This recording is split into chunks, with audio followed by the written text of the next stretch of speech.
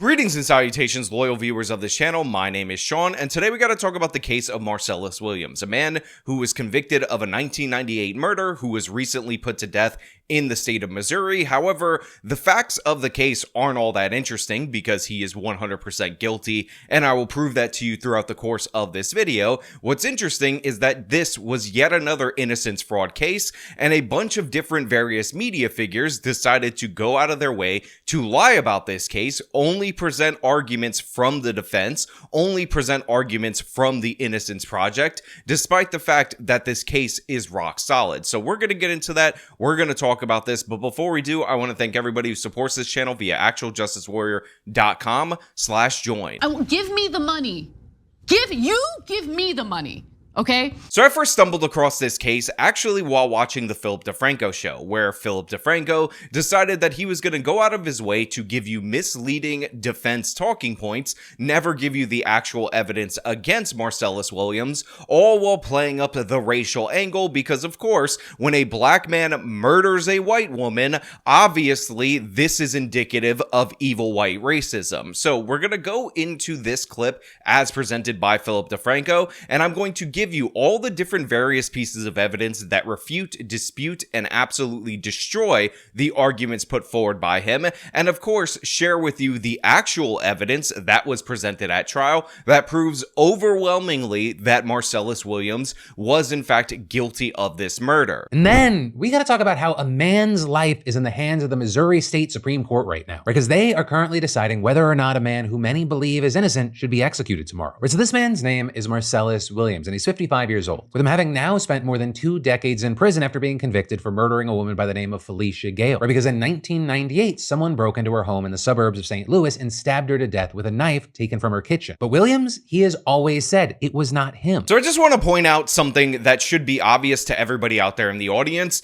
This idea that somebody saying that they didn't do it or maintaining their innocence is somehow evidence of the fact that they are innocent is ridiculous and absurd in every possible way. The guy's guilty. There would be no case if he admitted and acknowledged his guilt, but since he didn't do that, since he won't do that, it is presented to us as the lead-off talking point from a guy like Philip DeFranco, who is pulling all of his information from the Innocence Project. But one of the things that really pisses me off is that DeFranco says that the evidence isn't convincing at all. Why would they even execute this guy? Because there's no evidence, as told to you by Philip DeFranco, who's getting all his talking points from the Innocence Project. And despite his conviction and the death sentence that came with it, the evidence that he's guilty, I mean, it is far from convincing to say the least. And so with that, we've seen his execution actually put off twice already. Right, first in 2015 and then in 2017 when then Governor Eric Greitens appointed a board of inquiry to look into whether Williams deserved clemency. But notably, Greitens then resigned not long after that in the midst of scandals involving allegations of sexual misconduct and blackmail. And when the current governor, Mike Parson, took office, he dissolved the board and revoked Williams' stay of execution. And then, I mean, this year, it's just been even more of a roller coaster, right? This last January, Wesley Bell, who's the prosecuting attorney for St. Louis County, he filed a 63-page motion saying that Williams was likely innocent. For one, he argued that the 2 main witnesses against Williams, quote, were known liars beyond being incentivized by the reward money. So Philip DeFranco just threw a lot of different various things at you, and I'd like to address them point by point by point. So first of all, the witnesses. So what ended up happening in this particular case, again, according to the facts and evidence of the case, is as follows. On August 11th of 1998, Williams drove his grandfather's Buick to a bus stop and caught a bus to University City. Once there, he began looking for a house to break into. Williams came across the home of Felicia Gale. He knocked on the front door and no one answered. Williams then knocked out a window pane near the door, reached in and unlocked the door, and entered Gale's home. He went to the second floor and heard water running in the shower. It was Gale. Williams went back downstairs, rummaged through the kitchen, found a large butcher knife, and waited. Gale left the shower and called out, asking if anyone is there. She came downstairs. Williams attacked her, stabbing Gale 43 times, inflicting 7 fatal stab wounds. After that, Williams went to an upstairs bathroom and washed off. He took a jacket and put it on to conceal the blood that was all over his shirt. Before leaving, Williams placed Gale's purse and her husband's laptop computer and the black carrying case that the laptop goes in his backpack.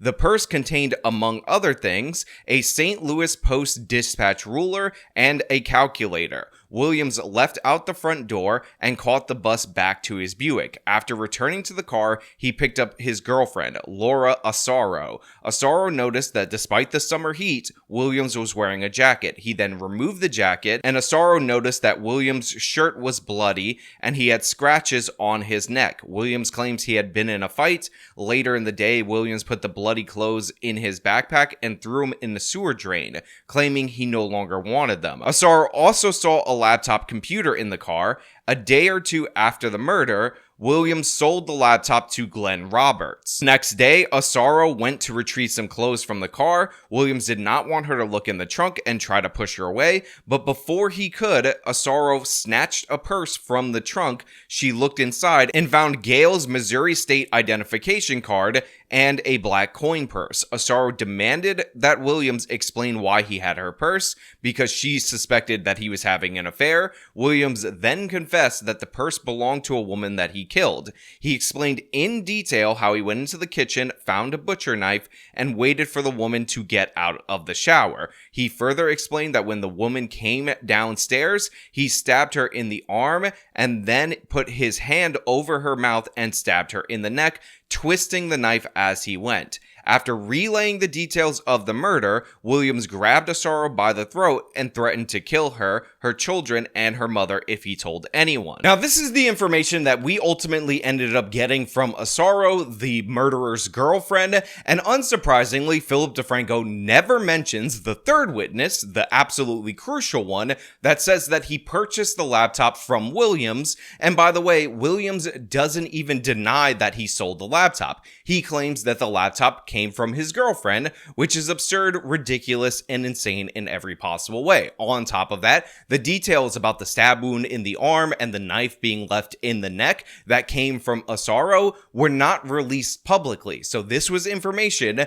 that confirmed that this was legitimate knowledge of the case. And again, we had all these other different various bits of property that are going to come into play later. He argued that the two main witnesses against Williams, quote, were known liars beyond being incentivized by the reward money. On top of that, he repeats this lie that comes from Wesley Bell, who, by the way, was elected in the wake of the Michael Brown incident. He was somebody who classifies himself as a reformer, is anti-death penalty, and constantly pretends that guilty black people are innocent due to evil white racism. But the fact of the matter is, this guy is in fact guilty, and the claim that the girlfriend asked for any of the reward money is completely false. Witness that wanted and received the reward money was actually a cellmate of Williams, who was arrested later that month in August of 1998 on unrelated charges, who also said that Williams bragged about the murder after they watched a news blurb about it on television,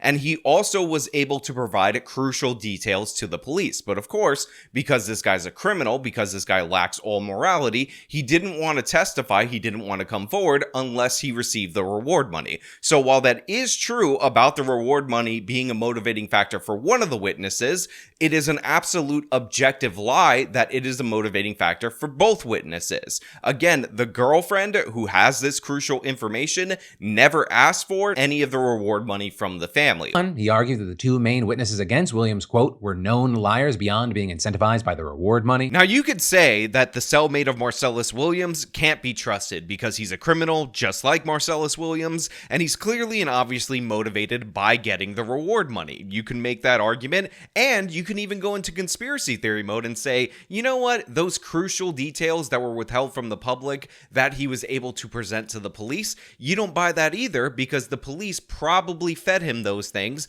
because they were just trying to frame an innocent angel black person with 14 felony convictions. But even if you were to do that, buy into both of those narratives, go into that level of denial, what you can't get around, what you can't avoid, is the fact that this is the guy who pointed the finger first at Marcellus Williams, and coincidentally, even though he would have no way of knowing this because he just made it up, Marcellus Williams sold the laptop of the victim's husband 1 to 2 days after the murder. Can't really get around that. Now, we're going to return back to the evidence of the case in a moment, but I do want to go into the racism angle because, of course, when a black man murders a white woman in cold blood in savage fashion, for some reason, this is indicative of evil white racism, and Philip DeFranco plays into this false narrative, which is ridiculous in every way. And then he claimed that the original prosecution improperly removed qualified jurors for racial reasons. So let me explain this to you guys out there in the audience in case you might be confused. So when you're going to trial, what ultimately ends up happening during the jury selection process is that you can disqualify jurors with cause, and you also, for a limited number of jurors, can disqualify them without cause. So in this particular case, we actually had 6 potential black jurors that were disqualified from this case, among many jurors that were disqualified by both sides, by the way, using the exemption where you don't have to give an explanation for that.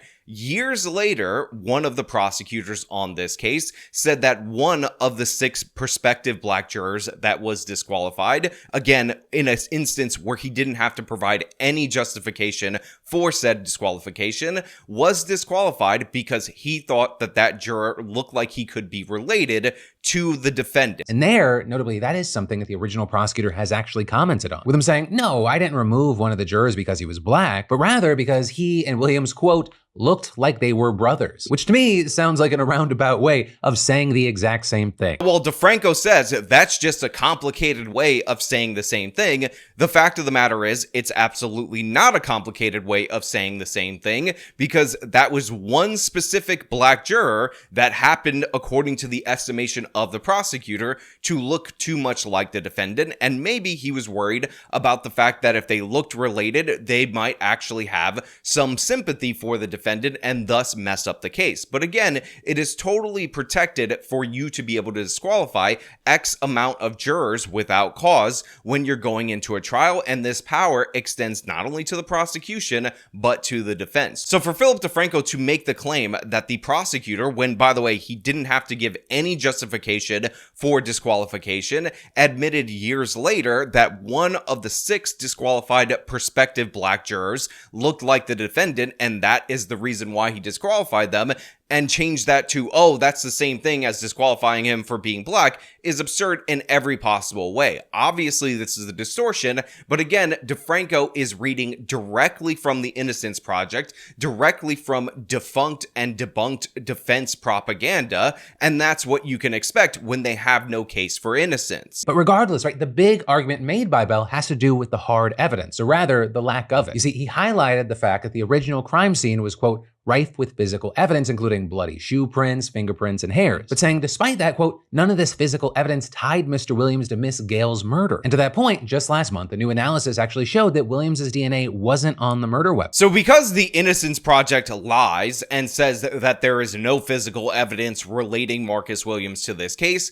DeFranco just presents that as fact, and then he tries to trick you with the DNA fallacy, where he says, guess what? They tested the knife used to kill Gale for DNA, and they discovered that Marcus Williams' DNA was not on that knife, which of course they discovered that his DNA was not on that knife for a couple of reasons. First and foremost, Marcus Williams was wearing gloves. This is established at trial, so the idea that he would leave touch DNA on the knife doesn't make any sense at all whatsoever. Secondly, this crime was committed in 1998, which means that items were not preserved for touch DNA going back to 1998, and in fact, unless you go out of your way to preserve it, touch DNA degrades in a matter of weeks to months depending on the condition. So to be clear, the absence of Williams' DNA on the knife in no way, shape, or form exonerates him. However, they did detect 2 DNA profiles on the knife,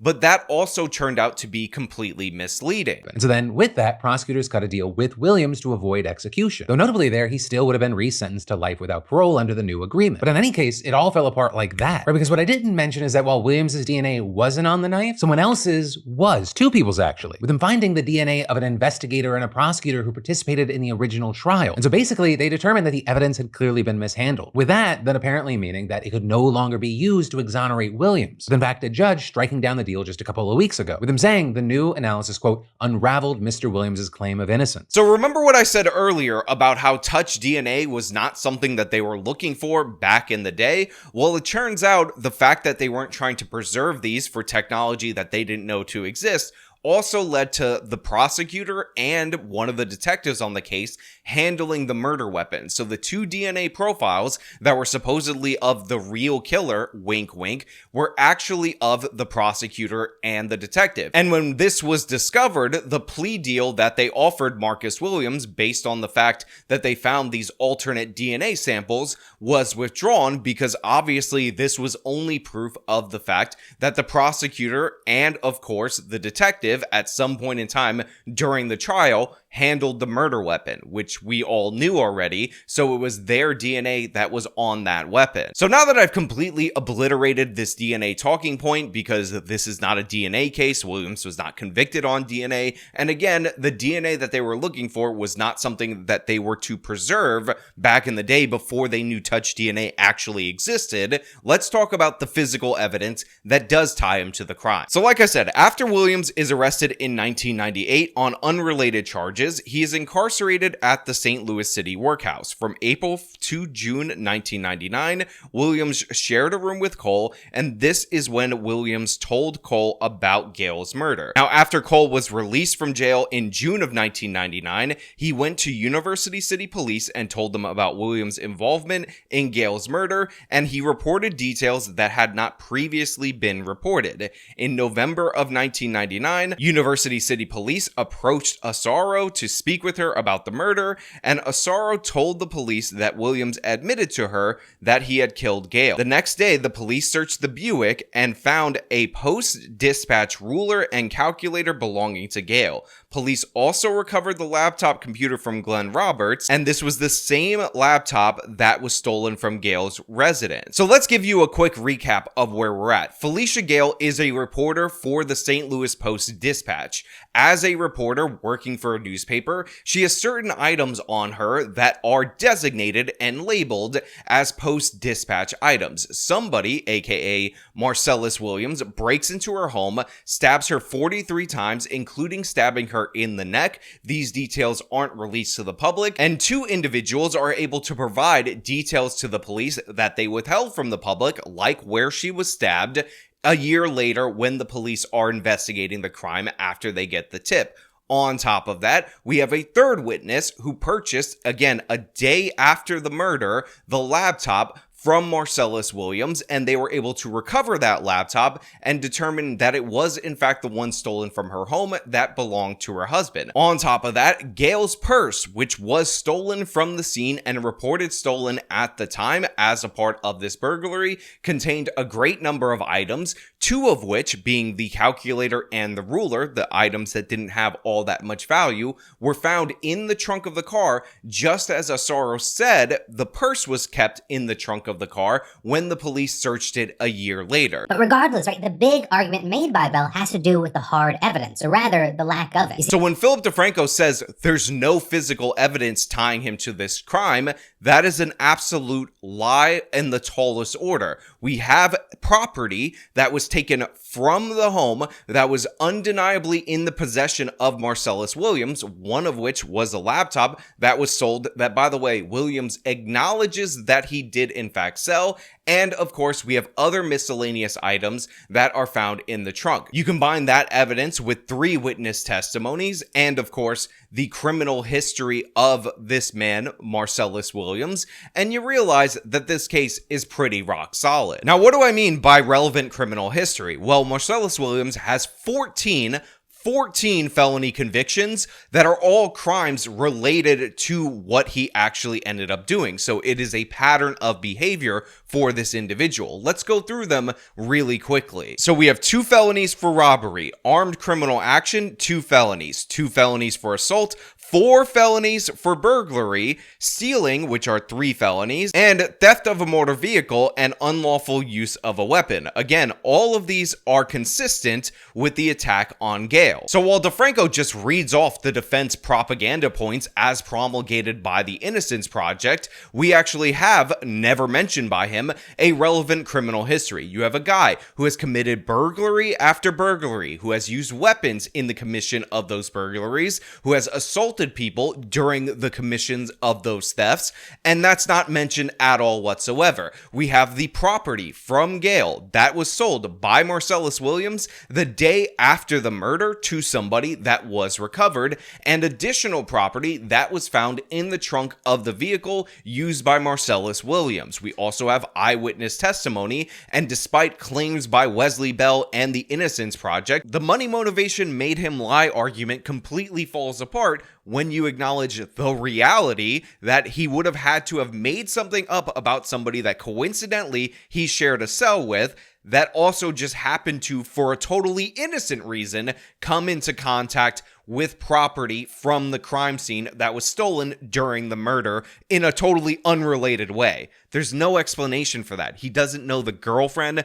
so attempts to try to frame her for the murder aren't going to make any sense because Williams says that the laptop actually belonged to his girlfriend. That's his weasel tactic. It all falls apart when you realize how aligned this case is. So yeah, you can call him money motivated, say he was making this up in order to just get that sweet $10,000 that, by the way, he was only eligible for if Marcellus Williams was convicted. But what you can't change is that he just randomly said that his cellmate admitted to this crime, and his cellmate had pieces of the victim's property in the vehicle that he was driving, and had another additional eyewitness say that he purchased the victim's husband's laptop that was stolen at the time of the crime from him in the 1 to 2 days after the murder. What a wild coincidence that that story made up by that totally unreliable prisoner was verified by corroborating evidence. On top of that, there were additional witnesses from his time in incarceration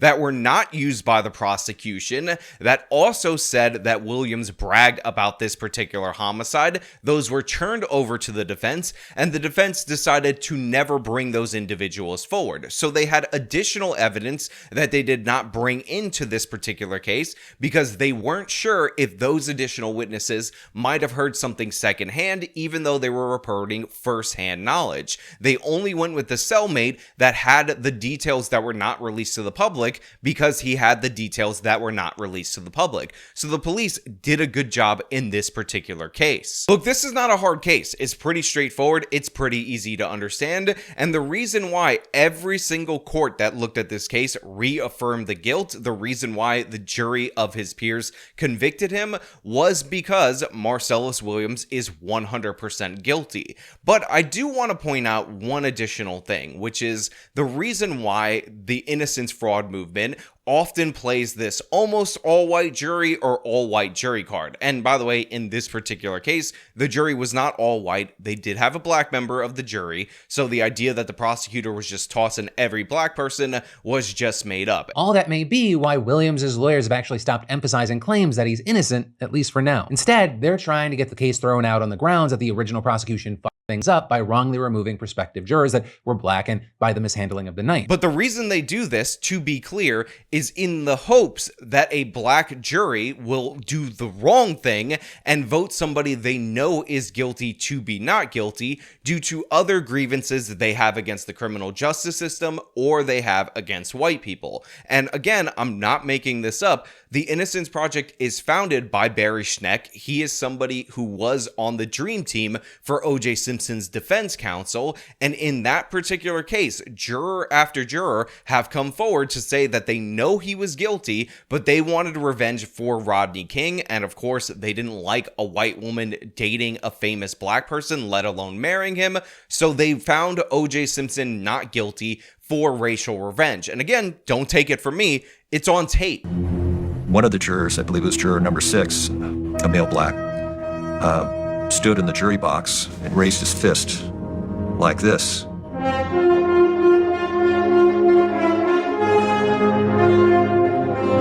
What? This was a guy who presented as the most mild-mannered. And then we find out, yeah, he was a member of the Black Panthers years ago. Do you think that they're members of the jury that voted to acquit OJ because of Rodney King? Yes. You do? Yes. How many of you think felt that way? Oh, probably 90% of us. 90%? Did you feel that way? Yes. That was payback. Uh-huh. You think that's right? So I just want you to understand that while these people make the case that all white jury or almost all white jury is somehow akin to evil white racism, what they're actually saying is, hey, let's load up the jury with blacks so that way a black murderer, especially of a white person, especially of a white woman, might be able to catch a break because they have no evidence at all whatsoever of racism. They brought the prosecutor in to explain why he struck 6 prospective black jurors. The closest thing they have to evil white racism is he said one of those 6 prospective black jurors looked potentially related to the defendant. That's why he struck them. However, it is not a violation of procedure at all whatsoever to use your ability to strike jurors for any reason during the jury selection process. The fact that they even needed a reason from him or got a reason out of him is just something that they want to drop on you to add fuel to the fire, but there's nothing wrong with that. There's nothing wrong with being worried about a prospective juror being too closely related. Just think about it like this. What if there were a white woman in and around the same age as Felicia Gale that was going to be on the jury, and the defense team said, you know what, we're going to strike this person using our free strikes that we can use as we are allowed to in this particular court system.